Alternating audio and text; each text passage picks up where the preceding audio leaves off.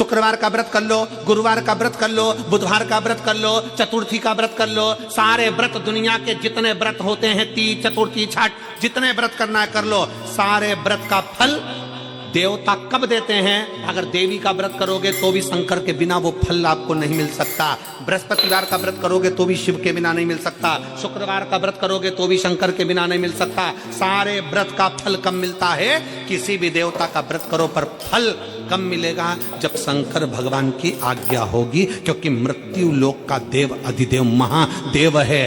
ब्रह्मा जी ब्रह्मलोक में, भगवान विष्णु वैकुंठ लोक में, इंद्र इंद्रलोक में, गरुण गरुण लोक में, वरुण वरुण लोक में, मृत्यु लोक का देव है देव अधिदेव महादेव। अगर किसी देवता का भी व्रत करोगे, फल पहले शंकर जी से पूछा जाएगा, तब दिया जाएगा। शिव की आज्ञा बिना कोई फल भी नहीं मिलता। पितरों ने कहा अगर शंकर हाजिरी दे, शंकर अगर कहें तो हम दे दें। आर्यमा स्वामी पितरों को लेकर शिव जी के पास पहुंच गए। पूरा पितरलोक खाली पड़ा हुआ था, पूरा पितरलोक खाली। बाबा के धाम कैलाश में पितर खड़े हुए, हाथ जोड़कर विनय कर रहे हैं। शिव जी ने पूछा आर्यमा स्वामी से, आर्यमा आज सारे के सारे पितरों को लेकर तुम यहां आए हो, क्या बात है, क्यों आए हो? आर्यमा का कहना है बाबा, पितर अपने अपने घर के माहौल को सुधारना चाहते हैं, शांति देना चाहते हैं, लक्ष्मी देना चाहते हैं, समृद्धि देना चाहते हैं, वैभव देना चाहते हैं, वंश की वृद्धि करना चाहते हैं, पर आपके बिना यह संभव नहीं हो सकता। पितर क्या चाहते हैं? बाबा अगर हमारे पूर्वज, पितर कहते हैं अगर हमारे घर के लोग, परिवार के लोग अगर आपके शिवलिंग के ऊपर एक लोटा जल अगर चढ़ाएं तो उस जल का एक अंश हम पितरों को मिले, और जब हम पितरों को मिले तो उस दिन हम हमारे वंश के लोगों का घर का कल्याण कर देवें, बस इतना वर चाहते।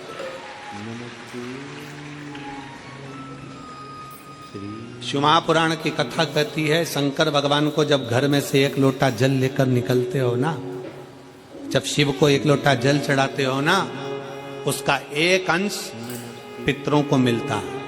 और जब घर में पितरों को अंश, एक लोटे जल में से थोड़ा सा अंश पितरों को भगवान शंकर देते हैं, तो घर के पितर तुम्हारे को वर प्रदान करते हैं, तुम्हारे घर में शांति का अनुभव होता है और वैभव और सुख और वंश की वृद्धि होती है। शिव के करीब में पितर भी विराजमान। कई लोग मंदिर के अंदर, एक पत्र है, उस पत्र में बहन जी ने एक प्रश्न किया,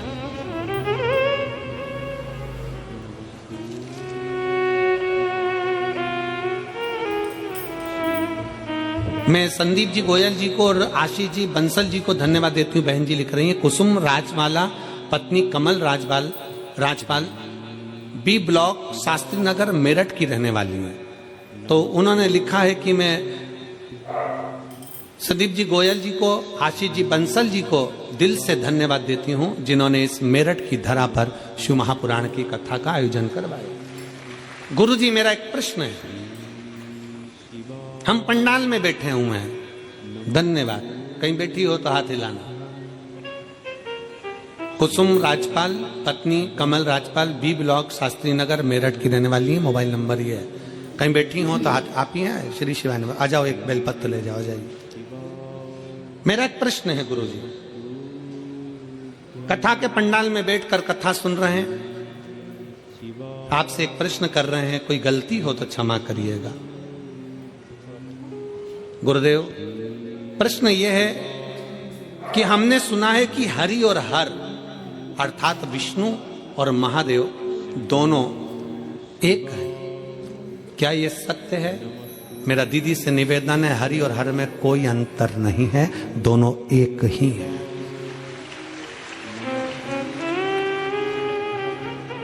दोनों एक है। गुरुजी क्या मैं हरि के लिए तुलसी की माला और हर के लिए रुद्राक्ष की माला पहन सकती हूँ? शिव महापुराण की कथा में हमने बहन पहले भी वर्णन किया कि तुलसी और रुद्राक्ष दोनों आप अपने गले में धारण कर सकते हो। शंकर हरि हर का रूप है, वो कृपा बरसाता ही है। कोई अगर आपसे कह दे कि रुद्राक्ष पहनने वाला तुलसी नहीं पहन सकता, कोई आपसे कह दे कि तुलसी पहनने वाला रुद्राक्ष नहीं पहन सकता, समझ लेना केवल आपको पागल बना रहा। हमारा शास्त्र कहता है, हमारा शास्त्र वर्णन करता है, अगर शास्त्र का अध्ययन करें, शिव महापुराण पढ़े, स्कंद पुराण पढ़े, लिंग पुराण पढ़े, नर्मदा पुराण पढ़े, कुर्म पुराण पढ़े, विष्णु पुराण पढ़े, अग्नि पुराण पढ़े, पद्म पुराण पढ़े, ब्रह्म वैवर्त पुराण पढ़े, नारद पुराण पढ़े, देवी भागवत पढ़े, एक एक पुराण में आपको उसका वर्णन मिलेगा कि हम भगवान की, नारायण की तुलसी भी अपने गले में धारण कर सकते हैं और भगवान शंकर का रुद्राक्ष भी हम अपने गले में धारण कर सकते हैं। दोनों कृतार्थ कर देते हैं, दोनों करते हैं। डबल इंजन की सरकार।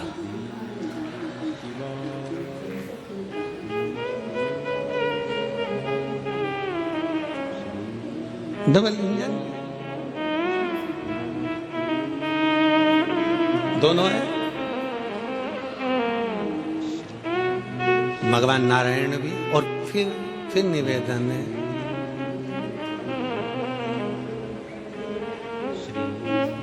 राम भी हमारे हैं, श्याम भी हमारे हैं, और काशी में रहने वाले भोलेनाथ भी हमारे हैं। सनातन धर्म में बस सबसे बड़ी खूबी इसी चीज की है कि तुम राम भजो, कृष्ण भजो, शिव भजो, भवानी भजो, तुम्हारी मर्जी पड़े, जिस देवता को भजो, पर निवेदन इतना सा है कि किसी और धर्म को मत भजो। कहीं इधर उधर कहीं जाकर ना हमें अपमान करना है, किसी धर्म का हमें अपमान भी नहीं करना, किसी धर्म के हम लिए अपशब्द भी नहीं कहना है। हमारे धर्म का, हमारे सनातन के, हमारे देवताओं का आदर करो। घर की रोटी खाओ, जूठन खाने के लिए काय को कहीं पर जाओ, अपना घर का भोजन करो। अपने सनातन धर्म में 33 कोटि देवता हैं।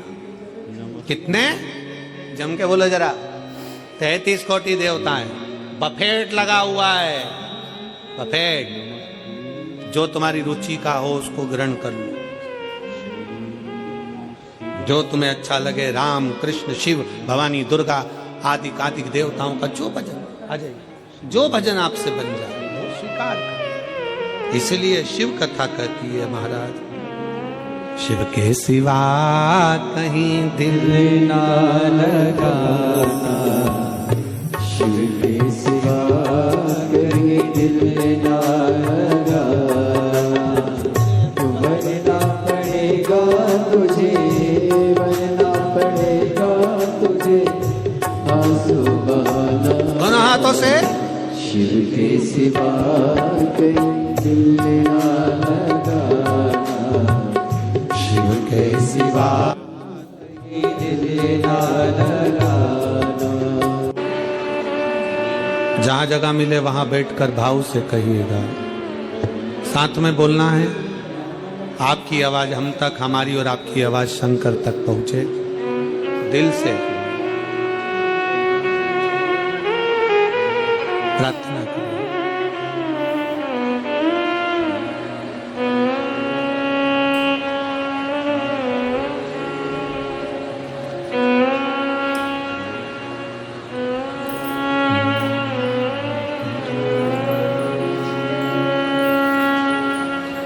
श्री शिवाय नमस्तुभ्यं, श्री शिवाय नमस्तुभ्यं, श्री शिवाय नमस्तुभ्यं, श्री शिवाय नमस्तुभ्यं, श्री शिवाय नमस्तुभ्यं। भोला सब दुख काटो मारा, ओ भोला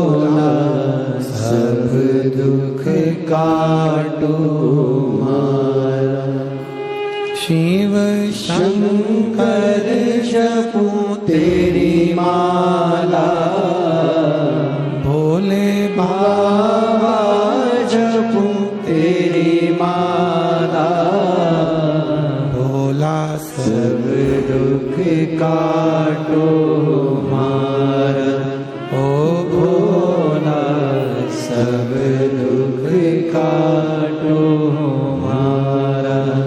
वेश है मंगलकारी, वेश है मंगलकारी। शमशान वासी हमारा, शमशान वासी हमारा, ओ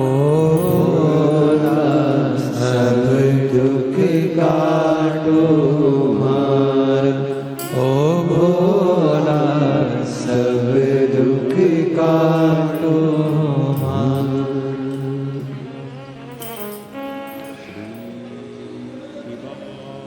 भगवान देवाधिदेव महादेव से अपने मन का भाव व्यक्त करिए।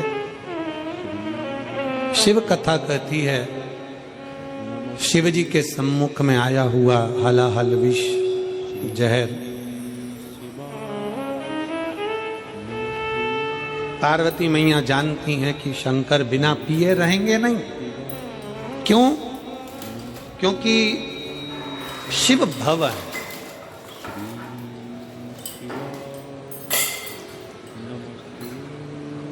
काल अधिपति हैं,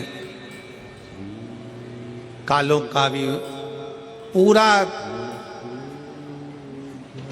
बल अपने हाथ में रखते हैं। वो शंकर हैं जिनके हाथ से काल दूर भी नहीं जाता।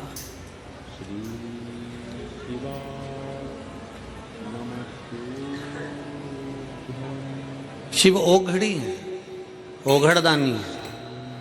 ओगड़दानी का मतलब मालूम है ना आप लोगों को? ओगड़नाथ का मतलब मालूम है? ओगड़दानी का, ओगड़नाथ का क्या मतलब होता है? व्यक्ति को ऊर्जा प्रदान करना, उसके दुख को हर लेना, और उसको कहने की जरूरत ना पड़े, बोलने की जरूरत ना पड़े। जिस भाव से वो मेरे पास आया है, कुछ ना मांगे तो भी जो दिल में सोच कर आया है वो उसको प्रदान कर देना। वो ओघड़नाथ। बोलो गणनाथ भगवान की। हर हर महादेव। उसको ओघड़नाथ कर, बिना सोचे बिना समझे आया और दिया।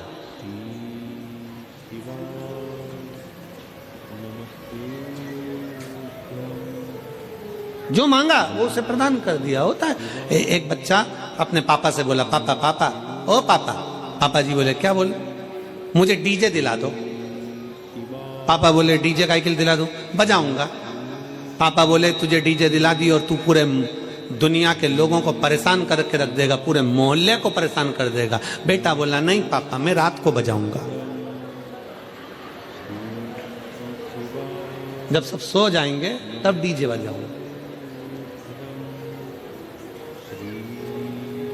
ओघड़नाथ है मेरा शंभू, मेरा त्रिकालदर्शी, मेरा शिव, मेरा शंकर, सदा देने वाला। पार्वती मैया जानती थी, क्योंकि पार्वती को साधारण नहीं है। पार्वती हमारे यहाँ एक पति की पत्नी को धर्म पत्नी कहते हैं। कभी तुमने सुना धर्म पति? सुना किसी ने? नहीं। पत्नी को कहते हैं धर्म पत्नी। धर्म पत्नी का मतलब क्या है? जो पति को धर्म के पथ के ऊपर लेकर जाए, सतमार्ग में लेकर जाए, कथा में लेकर जाए, सत्संग में लेकर जाए, वो धर्म पत्नी है। अब पत्नी को धर्म पत्नी कह सकते हो क्या? साले को धर्मशाला कहोगे? ये समझने वाला विषय भाई। वो साला है तो उसको धर्म लगाकर बोलोगे धर्मशाला? नहीं बोल सकते, कह नहीं सकते। पर केवल एक पत्नी ऐसी है जिसको धर्म पत्नी कहा जाता है, क्योंकि वो खुद के लिए नहीं जीती। एक माँ, एक स्त्री, एक बहन, एक बेटी, एक नारी, एक बहू, एक सास जितनी बैठी हैं यहाँ पर मेरी जीजियां, जो स्त्रियां यहाँ पर बैठी हैं, जो नारियां यहाँ बैठी हैं, जो माताएं कथा श्रवण कर रही हैं, इन सब का जीवन देखिए, ये अपने लिए नहीं जीती। अगर व्रत भी करती है तो पति की लंबी उम्र के लिए, बच्चों की उन्नति के लिए करती है। अपना घर छोड़कर, अपने बाबुल का, अपने पिता का घर छोड़कर ससुराल में चली जाती है, और ससुराल में भी आधा इधर आधा उधर सोचती है मेरा ये भी घर है, मेरा वो भी घर है। परंतु मायके में रहती है तो लोग कहते हैं तू पराई है, और ससुराल में पहुंच जाती है तो लोग कह देते हैं पराई घर से आई। काय का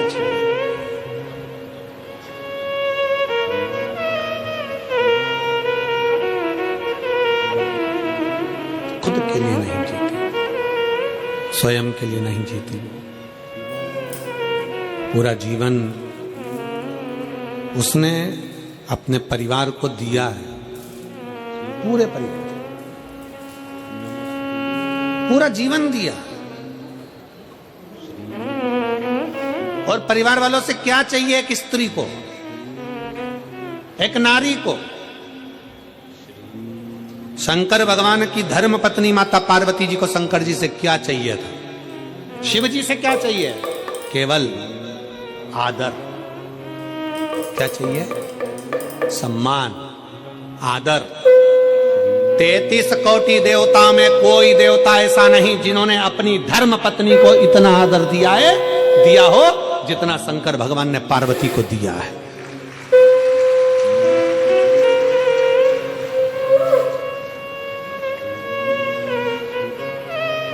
कौन से देवता जिनकी पत्नी चली गई और वो रोए हों? कौन से देवता जिनकी पत्नी चली गई और तांडव मचा दिया हो? कौन से देवता जिनकी पत्नी चली गई और कंधे पर डालकर अपनी पत्नी के शव को भी तांडव मचा कर रख दिया हो? कितना प्रेम करते थे शंकर सती से कि कंधे पर शव डालकर उसका तांडव मचा कर रख दिया, और अपनी पत्नी को ऐसे समाप्त नहीं होने दिया। शक्ति पीठ के रूप में आज भी भारत में विद्यमान कर रख दिया। क्या चाहिए स्त्री को?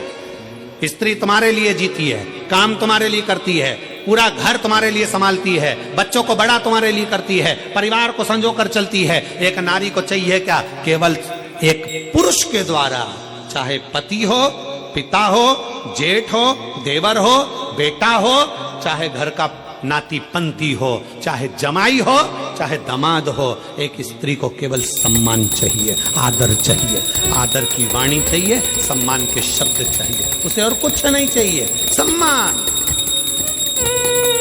33 कोटि देवता में, देवताओं ने भले अपने पास में अपनी देवियों को बिठाया होगा, अपने पास बिठाया होगा। आप देखिए, माता लक्ष्मी भगवान नारायण के पास में है, उनके चरणों में है। ब्रह्माणी जी के पास में है, राम जी के पास में सीता है, कृष्ण कन्हैया के पास में राधा जी हैं, सब देवता के पास में सारी देवियां हैं, उनके नजदीक में है।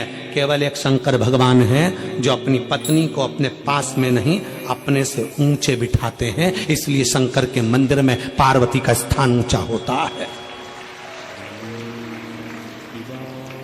शिव जी से ऊंचा पार्वती का स्थान है। उज्जैन चले जाओ, महाकाल बाबा जमीन पर विराजमान है और पार्वती मैया ऊंचे स्थान पर। सोमनाथ चले जाओ, माता पार्वती ऊंचे स्थान पर बैठी हैं। आप ओमकारेश्वर चले जाओ, माता पार्वती ऊंचे स्थान पर बैठी हैं। शंकर भगवान के मंदिर में पार्वती मैया का स्थान ऊंचा है, क्योंकि शंकर भगवान अपनी पार्वती को ऊंचे स्थान पर रखते हैं, आदर देते हैं, सम्मान देते हैं। और जिस घर में नारी का सम्मान होता है, उस घर में कभी बरकत की कमी नहीं होती। इसलिए पार्वती मैया को शंकर भगवान ने सम्मान दिया तो उनके घर में रिद्धि भी आई, उनके घर में सिद्धि भी आई, और उनके घर में बुद्धि भी आई। अगर जहां नारी का सम्मान होता है, वहां रिद्धि, सिद्धि, बुद्धि तीनों आती है। आज के जमाने में अगर कोई नारी से पूछा जाए क्या चाहिए, केवल सम्मान। अच्छे से तो बोलो जी, प्रेम से तो बोलो। शादी में जा रहे हैं, गाड़ी लेकर भुड़भुड़ करते जा रहे हैं, चले जा रहे हैं, खाना खा के